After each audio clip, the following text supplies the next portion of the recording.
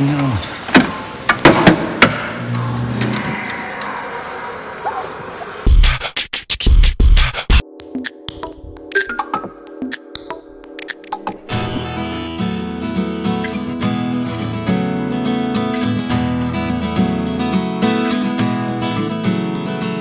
Si la ville c'était moins gris, ce serait beaucoup plus chouette. Et puis si c'était perdu. Toute expérience de lutte est bonne à entendre. Ça fait grandir, ça enrichit les gens, ça fédère et ça crée de la solidarité. Et on sait bien que les travaux ils ont commencé, on ne lâche rien, on va résister jusqu'au bout et nous on croit dur comme fer qu'on va gagner cette lutte. Et tous ensemble, moi je crois qu'on peut vraiment y arriver.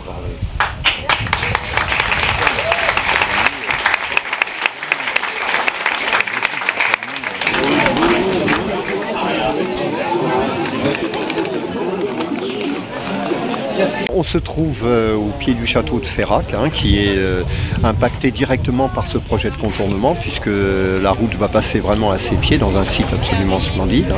Et donc on comprend très bien pourquoi au niveau du patrimoine, par exemple, il y a une mobilisation aussi très forte, bien que ça ne soit pas le seul aspect du dossier. Le dossier est présente des aspects extrêmement variés, qui peut donc faire appel à des sensibilités très différentes, des personnes de nature très différente. Certaines réagissent par exemple au niveau des dégâts, au niveau de la faune, de la flore, du patrimoine. Et c'est donc quelque chose d'autant plus absurde que la commune de Bennac n'est pas du tout favorable à ce contournement. On s'est dit, est-ce que vraiment le projet de contournement est vraiment inéluctable? Est-ce qu'il n'y a pas au fond un moyen d'aménager la traversée de Bennac? Sur une distance de 500 mètres, faire 2 ponts, contourner, c'est quand même quelque chose de très lourd qui coûte très cher. Peut-être qu'il y aurait un moyen d'essayer d'aménager la traversée. Rétablir la vérité s'impose. Ça sert à rien, on ne se croise pas aujourd'hui dans Bennac. Si vous voulez, je vous y amène. La route fait 4,80 m de là. Faux. Le constat d'huissier du 27 mars 2018 stipule que la largeur de la route la plus étroite fait 5,11 m, plus 20 cm de voie pavée. Cette différence change tout, car dès lors, la route de Bennac est parfaitement aux normes au croisement de tout véhicule. Germinal Perrault, qui connaît très bien ce document, diffuse sciemment des contre-vérités. Pourquoi M. Hulot et le ministère de l'Environnement ont donné leur avis favorable? Encore faux. Dans les conclusions de son rapport écrit par Nicolas Forêt, le ministère de la Transition écologique demande un moratoire. La mission estime que la déviation piétonne réalisée à Bennac mérite de re-questionner le projet de déviation routière. La mission suggère que l'Assemblée départementale se donne le temps d'observer pendant l'été 2018 l'effet des mesures fonctionnelles à mettre en œuvre par la commune. Et donc on a eu le mandat d'aménager la traversée. Ce mandat a été mené à bien malgré les pressions, les menaces, je pèse mes mots, les mensonges du département. On a pu mener cet aménagement à bien. Donc finalement, on se trouve devant cette absurdité où on a résolu pratiquement la totalité des problèmes avec des petites mesures complémentaires qui vont être mises en place et où on continue quand même à vouloir faire un contournement. Et on arrive même à cette situation vraiment, je dirais presque caricaturale. Lorsqu'on en a rencontré Madame la préfète, on lui a dit au fond, Madame la préfète, vous vous réfugiez derrière la légalité de 2001, mais au fond, Madame la préfète, on aurait aménagé notre traversée avec 2 fois 2 voies, où on aurait une autoroute traversant Bennac, et il faudrait quand même contourner Bennac. On est dans cette situation. Alors elle a rigolé, elle a dit bah oui, mais c'est la loi. Voilà. Vous voyez, on est dans quelque chose qui vraiment, et en plus, qui va payer? Parce que c'est quand même le problème essentiel. C'est un projet qui est budgétisé 32 millions d'euros, mais qui probablement va coûter beaucoup plus cher d'après tous les experts qu'on a consultés. Qui va payer? Les contribuables de Dordogne. Pourquoi la ministre de la Culture a donné son avis favorable? Encore et toujours faux. En effet, dans la lettre qu'elle adresse à Nicolas Hulot, la ministre de la Culture explique qu'elle souhaite elle aussi un moratoire. Je suis donc pour ma part très favorable au moratoire proposé par la mission du Conseil général de l'environnement et du développement durable. Dans ce village, il y a des bouchons tous les étés, en permanence. Définitivement faux. Depuis les travaux effectués à Benac, le temps moyen de la traversée du village pendant l'été est de 4 minutes. Vidéo prise le 21 juillet 2018.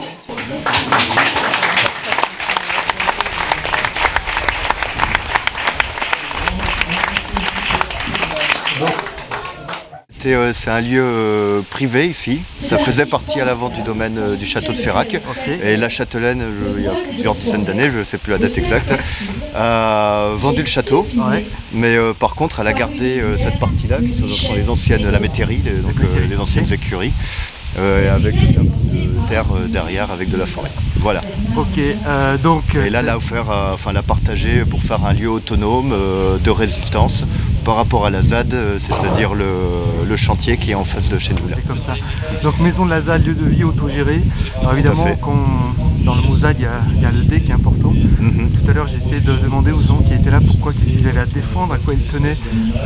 Et toi, on se tutoie parce que tu m'as dit... c'est plus simple. Oui. Toi, tu tiens à quoi? À ce qu'on protège le vivant, c'est déjà la première chose et c'est quelque chose de toute façon qu'on veut maintenant au niveau planétaire. Donc il y a une énorme convergence en ce moment par rapport à ça. De toute façon il y a aussi l'appel qui a été fait notamment des coquelicots.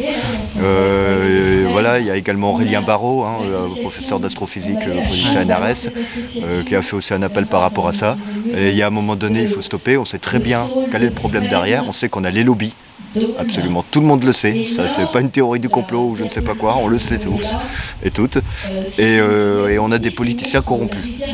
Et il faut changer de système, il faut qu'on passe à autre chose, ça fait partie aussi du global. Et là par rapport à la lutte locale, c'est exactement la même, c'est la même vision des choses, c'est à plus petite échelle.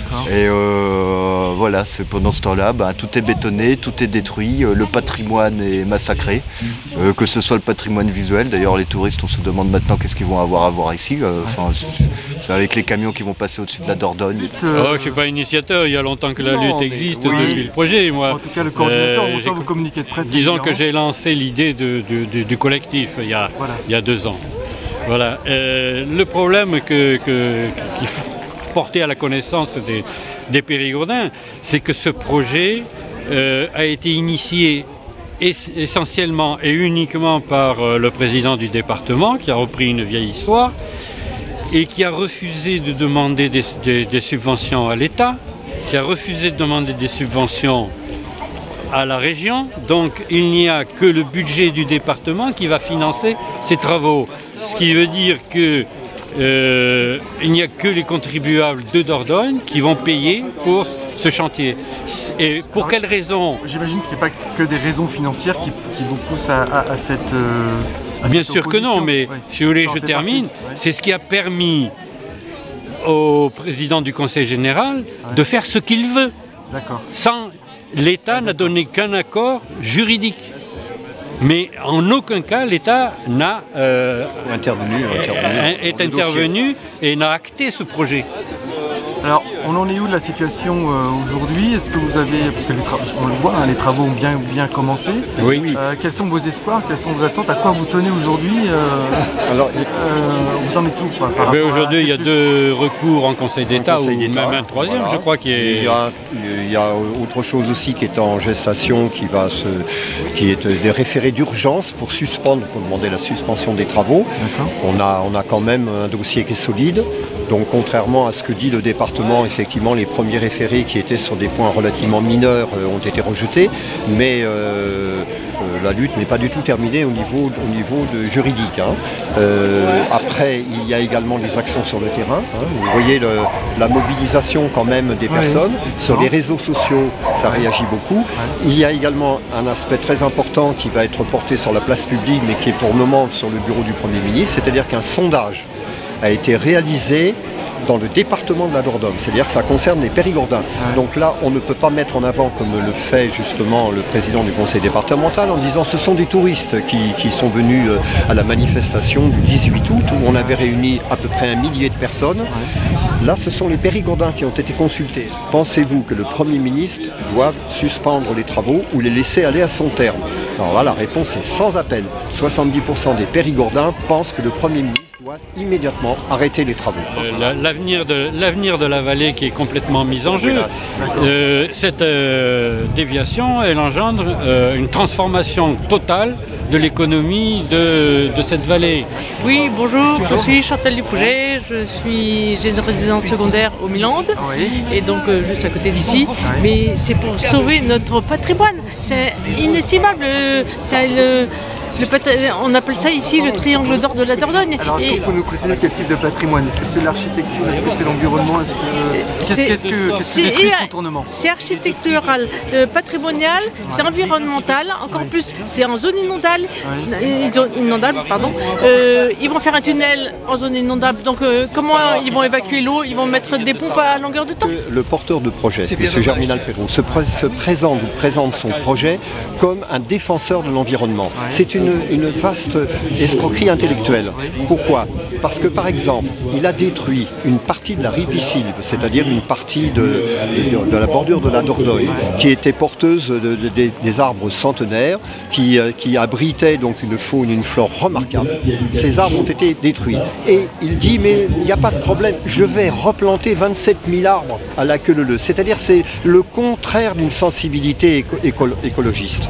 Il faut qu'on le fasse tranquillement, il faut qu'on en parle tous ensemble. Et il n'y a pas à nous imposer, contre la volonté des habitants ici, des projets qui ne correspondent à rien, sauf à remettre de l'argent dans les poches de quelques-uns et à faire grandir l'ego de certains autres. Alors il faut qu'on en parle tous ensemble, c'est un peu les espoirs portés par les ZAD.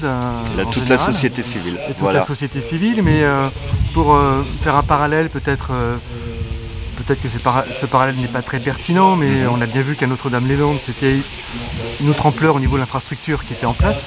Le chantier était beaucoup plus grand, vu que c'était un immense aéroport. Il y a eu beaucoup d'expérimentations. Voilà, mais du coup ma question c'était, est-ce qu'on retrouve ici un esprit de justement comment vous arrivez à mettre en convergence toute cette myriade de personnes qui n'ont pas forcément les mêmes, les mêmes perspectives sur la seule chose qu'ils ont en commun, si on ne veut pas de ce contournement, mais après quand on fouille un peu, le commun disparaît. Comment est-ce que vous arrivez à mettre Parce que déjà dans un premier temps, de toute façon, c'est un travail sur soi-même à faire. Et ça, on est absolument toutes et tous concernés par ce travail-là. Qu'on arrive à se sortir le mental de la structure de la société actuelle, qu'on arrive à passer au-delà de tout ça, parce qu'après chacun, on a nos différences et tout, on n'est pas là pour vivre en couple les uns avec les autres. Voilà, on le sait très bien, c'est comme ça. Mais qu'on puisse faire quelque chose de plus apaisé, de plus calme, mais à trop fort en même temps. Et pour ça, il faut mettre plein un certain nombre de choses quand même de côté, qui ne sont absolument pas essentielles dans l'instant. Alors justement, je reprends ce que tu dis, parce que tout à l'heure tu as dit ici on parle pas de politique, enfin quelque chose comme ça, mais pourtant on se met pas, alors c'est bien d'en parler, c'est de la politique on va dire naturelle, c'est-à-dire on prend la politique en main, nous la société civile, et on ne délègue plus ça à des soi-disant représentants, ou je ne sais pas quoi, qui en fait au final on se rend compte qu'à un moment donné ou à un autre ils sont tous récupérés par les lobbies, ou alors ils peuvent pas dire exprimer ce qu'ils veulent, l'exemple a été encore récent avec Nicolas Hulot par exemple, où il a clairement dit aussi par rapport à ça. Donc après qu'on soit pour, qu'on soit contre machin, mais en tout cas il a dit clairement qu'il ne pouvait pas faire ce qu'il voulait à cause des lobbies. Donc voilà. Et enfin, parce que là la pluie commence à tomber sévèrement. Un petit peu, oui. Mais tant mieux, il était temps aussi. C'est bien. Comment vous, en tant que collectif, vous envisagez la suite? Ici, c'est pas en tant que collectif justement. Ici, sur la maison de la ZAD, nous on travaille à faire une coordination des opposants. Alors en tant que coordination, la coordination des opposants, c'est pas une structure, c'est l'ensemble des gens qui se sentent concernés par ça, par tout ce qui se passe ici, qui se mettent ensemble et dans un but qui est simple et clair, c'est de bloquer le chantier. C'est que le chantier s'arrête, soit gelé, et qu'ensuite on discute de qu'est-ce qu'on met en place pour arrêter le massacre et pour trouver des solutions à tout ça. Et donc comment vous envisagez la suite des événements dans cette maison de la ZAD? Est-ce que vous avez des jalons, des trucs, des opérations, je sais pas moi, des choses que vous allez mettre en place? Parce qu'en fait tout à l'heure on parlait de l'élu de Bénac parlait de sondage, mais un sondage, ça n'est ni plus ni moins qu'un sondage. Mais de toute façon, on le sait déjà, il y a déjà tout a été fait, les enquêtes publiques et tout, la très grande majorité des gens sont contre ce qui se passe ici. Donc là, est-ce que par exemple, ce qui s'est passé à Sivins ou à Notre-Dame-des-Landes, ça peut servir pas de modèle, mais en tout cas, il y a des ça fait partie, bien sûr, ça fait partie de l'ensemble. Après, nous, on n'est pas là pour se battre contre la police et les gendarmes. Par contre, effectivement, s'ils viennent nous empêcher de vivre, au bout d'un moment, on est bien obligé de dire stop. Voilà, il n'y a pas de raison de les démanteler parce que c'est pas un lieu. Non, mais il y a beaucoup justement, de toute façon, de policiers et de gendarmes qui se rendent compte qu'il y a un problème et que voilà.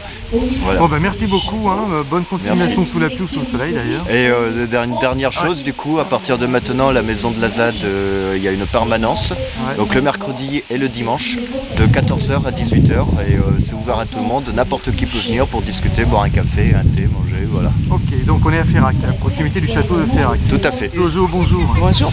Je vous ai entendu tout à l'heure au moment de la présentation un petit peu de la journée. Vous avez parlé de convergence de lutte. Ici, on est dans la maison de la ZAD. La ZAD, c'est quand même des résonances entre Notre-Dame, Sivins, etc. En quoi est-ce qu'on peut parler de convergence de lutte ici à Bénac ou à Ferrac? On essaye de créer une vraie solidarité en faisant de la communication qui dépasse le stade du local. Pour alerter les gens, communiquer beaucoup pour que les gens aient conscience de ce qui se passe ici, de la destruction de ce site protégé et classé 2 fois au patrimoine. De même que je me suis rendu compte en faisant d'autres luttes que c'est souvent sur des sites classés où le biotope est très fragile et très rare, comme à Notre-Dame-des-Landes où ils veulent faire des grands projets imposés d'aéroports ou de construction d'autoroutes, de même qu'à Sivins c'était le barrage, etc. Et c'est partout en fait les mêmes schémas de destruction de la biodiversité, de la destruction de l'environnement et créer une convergence, à mon sens, c'est amener des gens d'autres luttes pour donner plus de sens, dire qu'on ne se bat pas, on n'est pas des sauvages, on n'est pas des violents, on se bat pour la juste cause de faire respecter les lois, puisqu'il y a des lois, des conventions Natura 2000 pour protéger les écosystèmes, les animaux, on parlait de la cistude, en voie de disparition, de plantes également, et les lois ne sont pas respectées du tout, et on veut essayer de dire, en fédérant le plus grand nombre de gens qui nous battons pour la même cause, de arrêter de massacrer la biodiversité, le monde du vivant. Tout le monde parle de sauver le climat, mais ça commence par sauver les écosystèmes et la biodiversité qui est nécessaire à la vie. Et c'est ce que j'appelle une lutte globale pour des justes causes et que les lois soient enfin respectées, de la vraie défense de l'environnement. Est-ce que vous pensez que les ZAD sont des lieux d'invention politique, pour le dire un peu global? Est-ce que c'est des endroits où on peut inventer des choses un peu différentes que ce que la politique nous habitue depuis des dizaines d'années maintenant? Et oui, parce que les ZAD, comme je m'exprimais tout à l'heure en disant que les gens ils avaient un petit peu peur de ce mot, parce que ça renvoie aux violences, aux graves affrontements qui ont eu lieu sur des sites comme à Sivins où Rémi est décédé et où Maxime a perdu sa mère à Notre-Dame, mais il y a eu tellement d'horreur à Notre-Dame-des-Landes, puisque j'étais présente sur le site, et j'ai assisté à ces horreurs en me disant que c'était pas possible de vivre ça en 2018, mais si, c'est possible. Et oui, et nous on affirme qu'on est là pour inventer un nouveau modèle qui est beaucoup plus respectueux de l'humain, tout simplement, et l'humain qui ne peut pas se départir de son environnement au sens large, à commencer par la nature. Et on invente, oui, on est là pour inventer des nouveaux modèles plus tout simplement humains. On va vers des courants humanistes, des courants pas comme on veut le faire croire, que nous sommes des violents à nous battre. C'est pas vrai. Oui, il y a eu des gens qui étaient sur les barricades pour contrer et protéger le site. Oui, c'est vrai.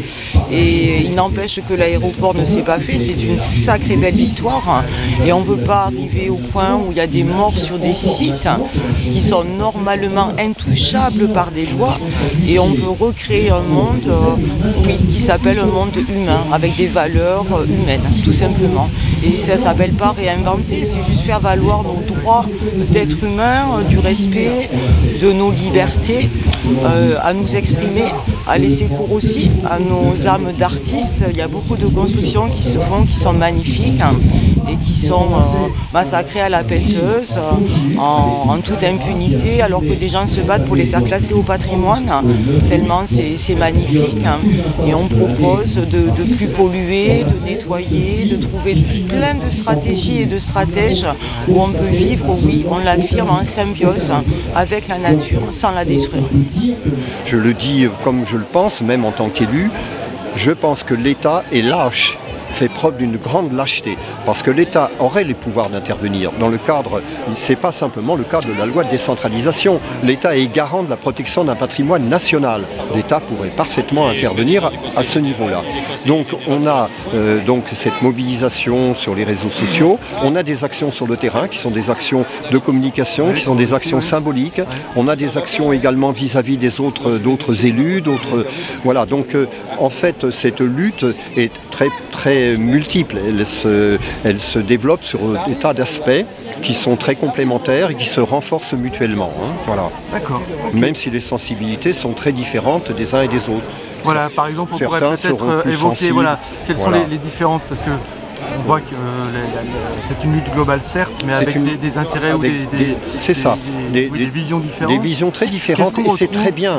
C'est très bien. Quelles sont les grandes sensibilités qu'on C'est tout un éventail. Alors il y a la sensibilité par exemple des personnes qui sont très sensibles à la beauté des paysages, à la beauté, et donc pas seulement à la beauté, mais il faut dire aussi que c'est une des ressources économiques principales de cette vallée.